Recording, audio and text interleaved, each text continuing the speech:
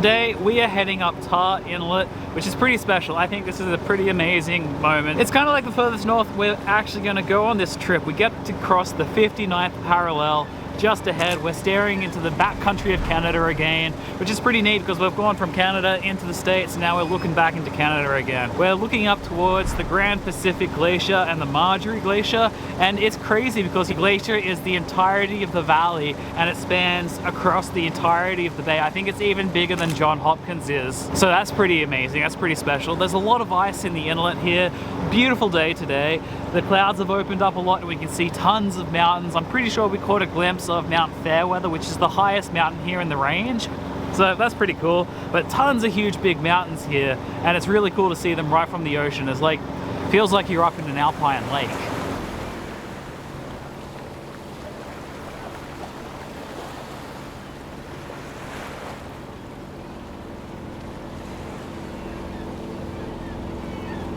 Gosh, the scenery is absolutely spectacular. It totally takes your breath away just how stunning it is here in Southeast Alaska. Absolutely insane. Got about 12 nautical miles to get to the head of this glacier from Reed Inlet. Should take a couple of hours. There's quite a bit of ice that we're having to pilot around, so we can't really have the autopilot on. We sort of have to be vigilant, but not too much that we're having to slow the boat down. We're going about 5 knots, and yeah, it's not too hairy to navigate through. The past few months, we've been weaving our little sailboat through the icy labyrinths of Southeast Alaska.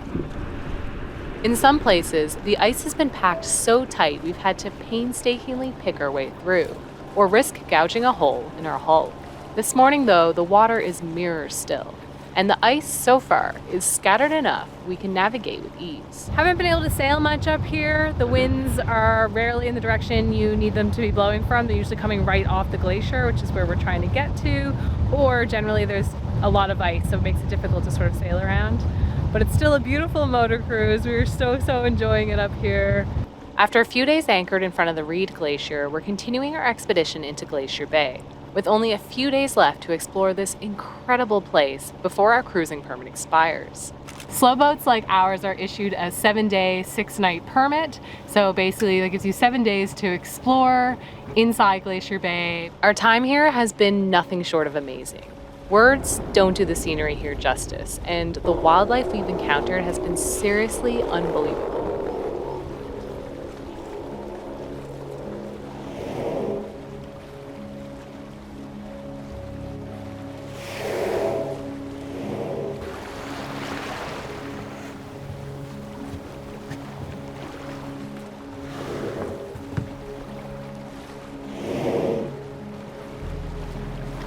Our destination today marks a significant milestone in our journey. Nearly 70 days ago, we untied our dock lines in British Columbia, pointing the bow north, chasing a dream that's lived in our hearts for years. 1,500 nautical miles of shifting weather, torrential rain, and open ocean swells. A coastline that has continued to test and humble us. Each mile carrying us further from the familiar and deeper into this wild coast we've dreamed about for years.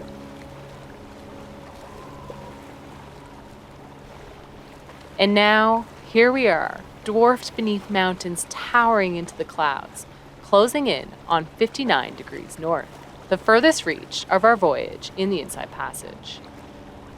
Beautiful cruise here today. There is sunshine, clear skies, can see the tops of the mountains, which is absolutely incredible. These mountains are huge, some of the biggest in North America. Keep a keen eye out for bears and whales and otters and seals, and see if we can get some epic shots of the ice up ahead.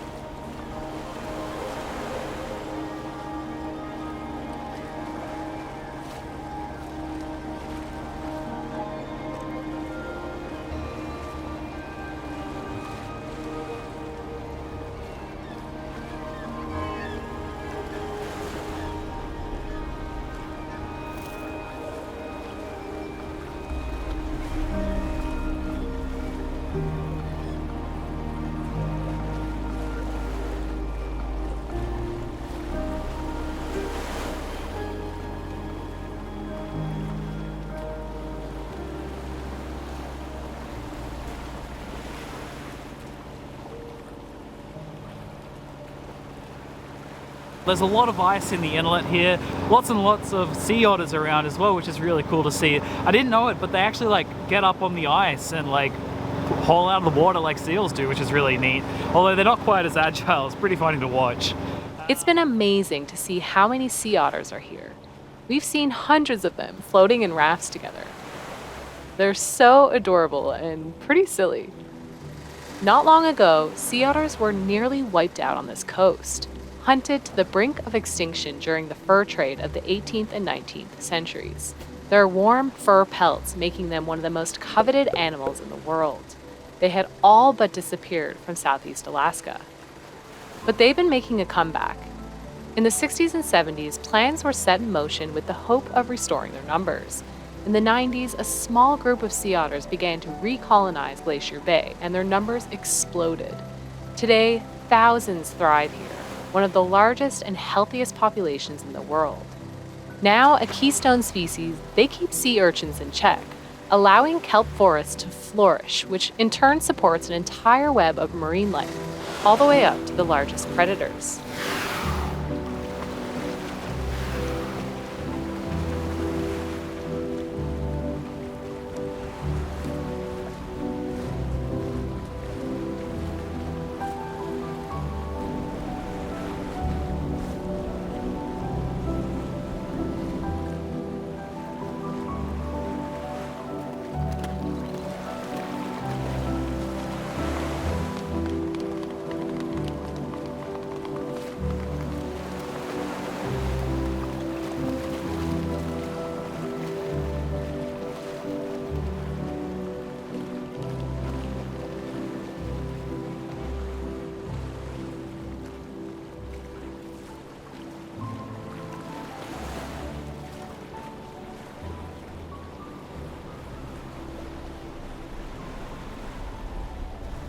Breathtaking scenery here today. I'm feeling pretty stoked to be on our way to see the Grand Pacific Glacier.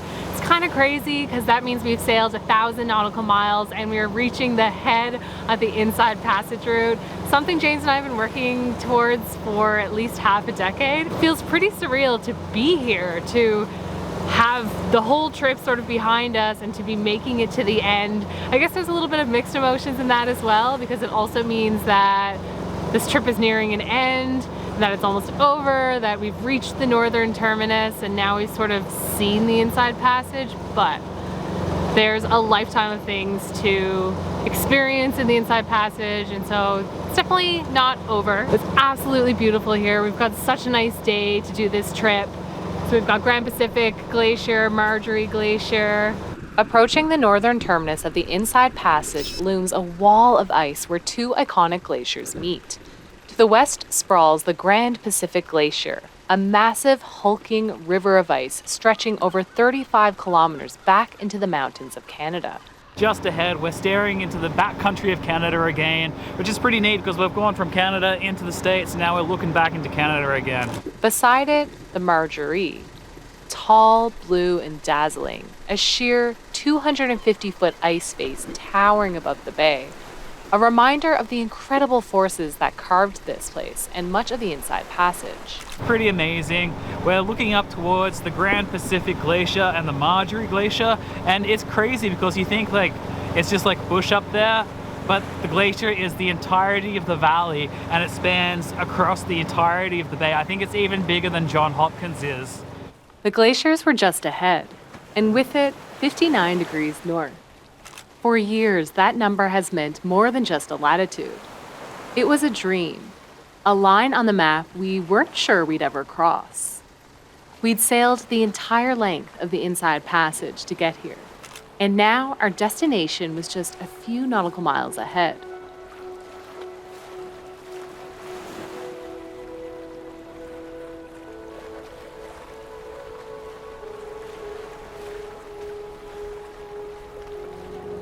Pushing further into the inlet, the air became colder and the water increased with ice. We picked our way slowly, choosing the clearest path between drifting growlers and bergy bits.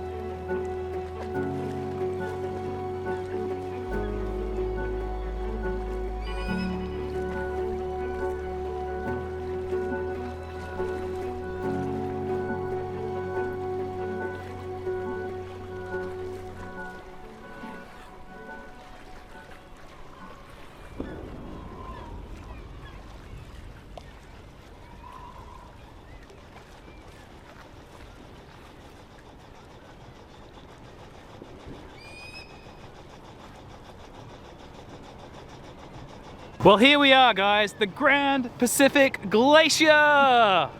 Well, kinda.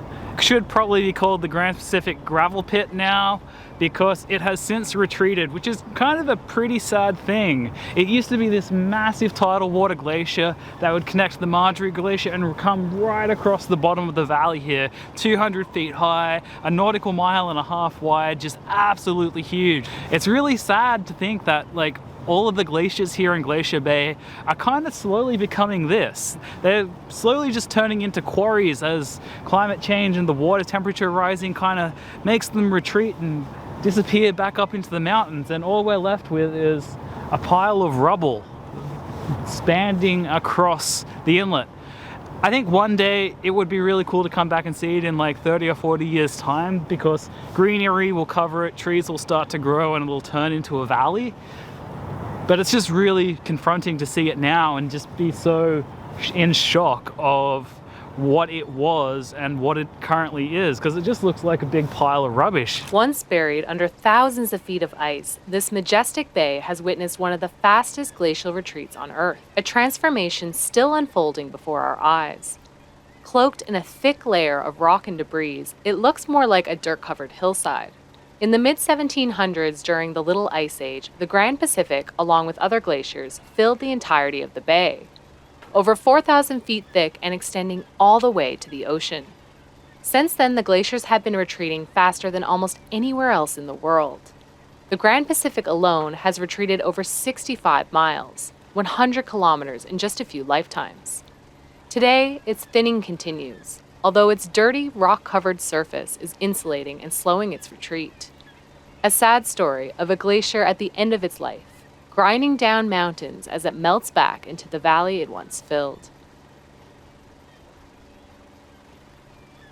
It's really sad to think that the glaciers are slowly disappearing from the world, and we were looking it up earlier, and the glaciers down on Vancouver Island, they're forecasting that in the next 30 years those glaciers are going to be completely gone, which is crazy to think that in our lifetime we're going to see the complete retreat of the glacial ice in Vancouver Island. It's happening at an accelerated rate up here in Glacier Bay and a few of the other glacial heavier areas, and scientists are really measuring how fast these glaciers are actually retreating.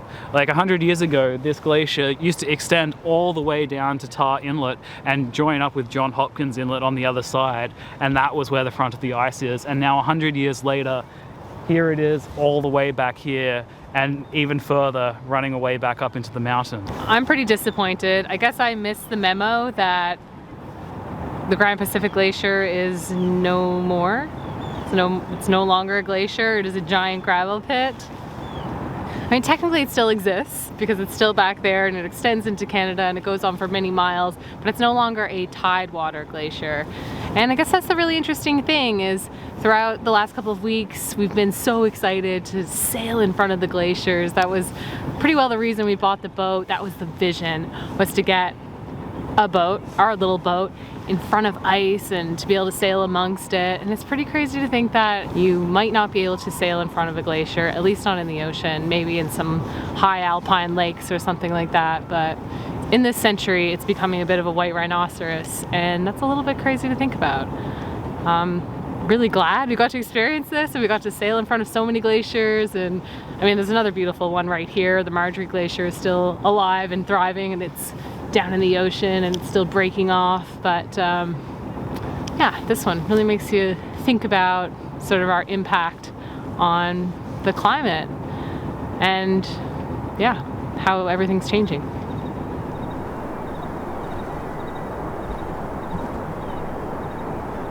And yeah, that's Canada right there.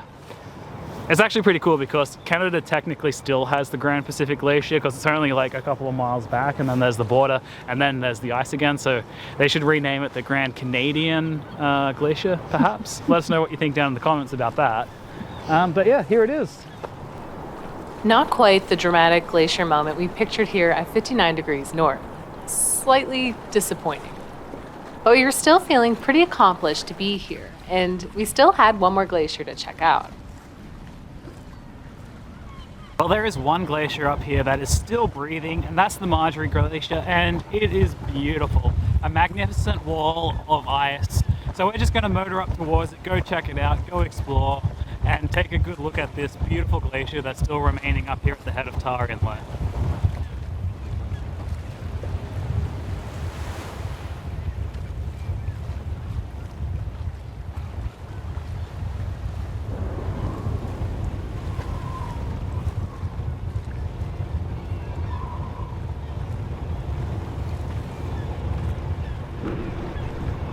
So we're just heading over to check out Margerie Glacier, which is still tidewater, still here and thriving. It's a beautiful turquoise blue.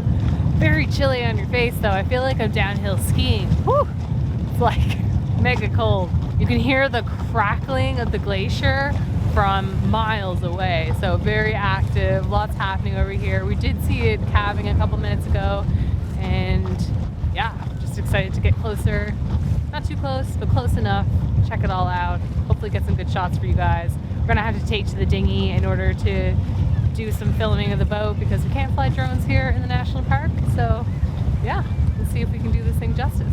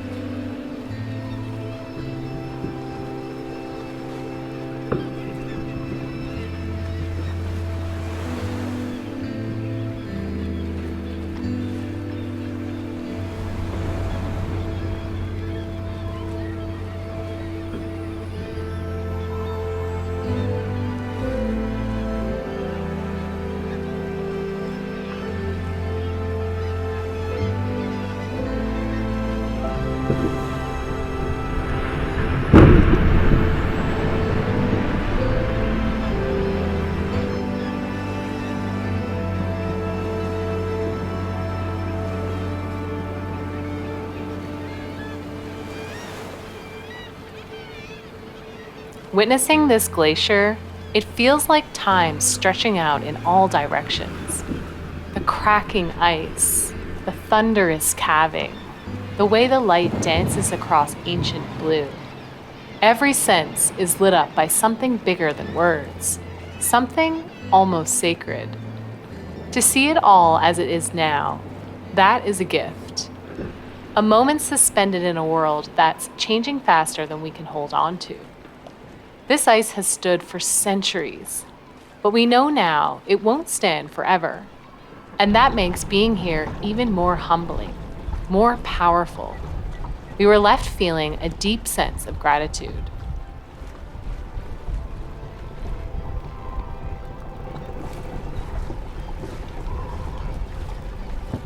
Well, I'm in the dinghy trying to get some shots of the boat in front of the glacier, and I'm hitting ice.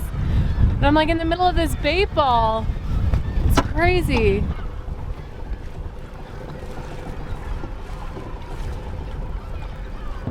One might think the ice is frozen, still and silent, but everything here is alive. The cliffs of ice echo with the calls of seabirds. Cold, nutrient-rich waters churn with fish and plankton, drawing in birds by the thousands. And whales travel as far south as Hawaii to feed here. This place is overflowing with abundance.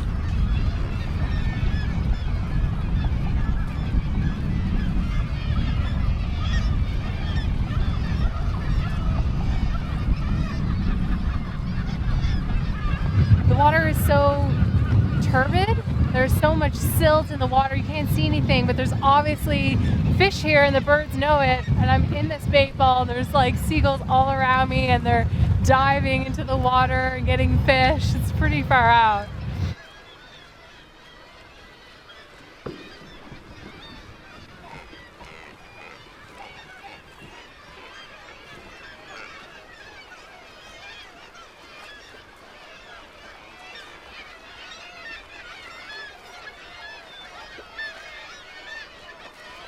I was hoping maybe to catch a moment of this glacier calving. I've been hanging out for a while. I can't feel my fingers, so that might not happen, but so cool.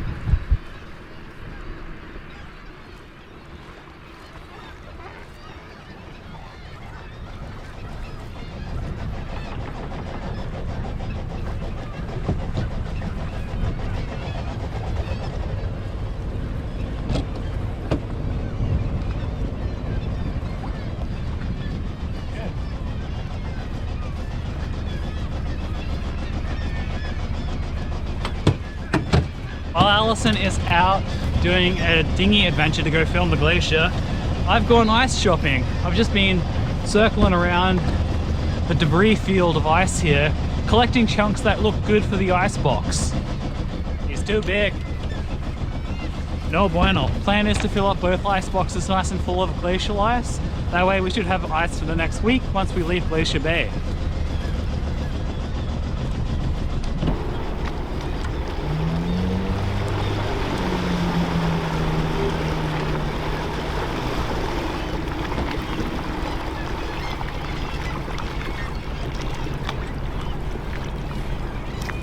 You having fun there? Yeah, I'm having a bourbon whilst watching the glacier. Didn't get my calving moment, No? but tons of seabirds over there. Like, it's crazy. I was basically in a bait ball at one point, and you could see all the birds just diving down and grabbing these little tiny fish, and they were just having a feeding frenzy, and I was just in the middle of it, like, diving around me. It was pretty neat. It's nice to get that close to the glacier also. That's so cool. Can't bring the mothership because it gets really shallow. It basically like shallows out to like what, 50 feet? Yeah, the marine comes up really quick. Yeah, so it's a dinghy mission to get closer, to get some of the shots, and also just experience it because it's super far out. Yeah, it's awesome. Hopefully I got some good shots for you guys. If you appreciate all our effort, don't forget to give it a thumbs up. Write us a note in the comments, let us know, and subscribe if you're new here. We'd love to have you aboard. Welcome. Thanks for watching the videos. Thank you for being here. Super stoked. We're at 59 degrees north and the end of the Inside Passage. Crazy.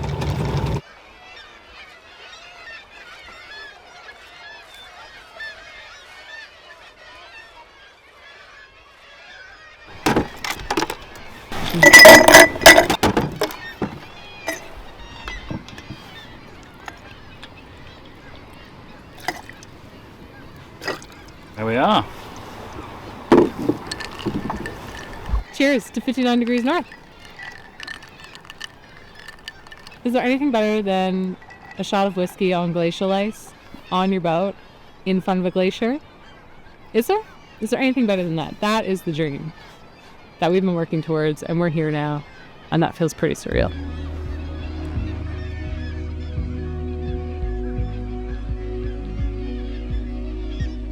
We hope you enjoyed that episode, guys. That concludes our season sailing north through the Inside Passage all the way to 59 degrees. Felt like a big accomplishment to have made it that far, and we had a really great time celebrating in front of the ice. Bit of a different episode for you next week. We've received so many questions about our Alaska season, and we're going to do our best to try and answer all of those in one condensed video.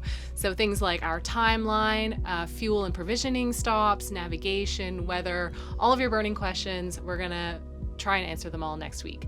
So if you have any questions, pop them down in the comments. We'll try and get those into the video. This isn't the end of our Alaska content. We still have a few episodes to share with you. Sailing south in the Gulf of Alaska, we meet up with some pals, our friends on SV Petrichor, who did the race to Alaska last year, as well as our really good friends on Centane, a beautiful aluminum boat. They went through the Northwest Passage in 2023, and we were lucky enough to meet up with them and sail south with them for about a month along the BC coastline. And we actually filmed an interview and tour video with them because they are super, super knowledgeable and really, really amazing people. So really excited to share that all with you. Biggest thank you to our patrons for supporting the continued production of these videos. We really appreciate all your support to keep the production here going. So thank you so much, guys, and we'll see you next time.